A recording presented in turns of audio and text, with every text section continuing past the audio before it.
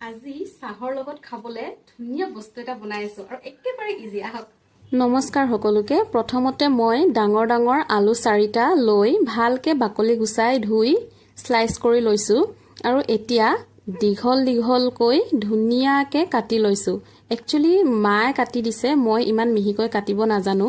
তাৰ পিছত আলুখিনি মানে যিখিনি পানী থাকে সেইখিনি শুকুৱাই লৈছো, তেতিয়া ভাল হ'ব ফ্ৰাই কৰিবলে। তাৰ পিছত ৰঙচুৱা হোৱাকৈ আলুখিনি ডিপ ফ্ৰাই কৰি লৈছো আৰু লগতে মই বাদাম আৰু নৰসিংহ ফ্ৰাই কৰি লৈছো। আপোনালোকে ইচ্ছা কৰিলে বেলেগ বাদামবোৰো দিব পাৰে, মানে কাজু বাদাম আৰু কাঠবাদাম থাকে যে, মই আকৌ ৰঙা বাদামে দিছো। আৰু ইয়াৰ পিছত এয়া হৈ গল ধুনীয়া। তাৰ পিছত মই গোটেইখিনি মিক্স কৰি লম, নৰসিংহ পাত বাদাম এইবোৰ দি মিক্স কৰি লম আৰু লগতে অলপ নিমখ আৰু অকমান শুকান জলকীয়াৰ গুড়ি দি লৈছো, তেতিয়া অলপ খাই ভাল লাগিব। আপোনালোকে এবাৰ ট্ৰাই কৰি চাবচোন, চাহৰ লগত কিমান আৰু বিস্কিট খাই থাকিব, হয় নে নহয়? এবাৰ সকলোৱে ট্ৰাই কৰিব দেই। আশা কৰিছো ভিডিঅ'টি চাই ভাল পালে। আজিলৈ আহিছো।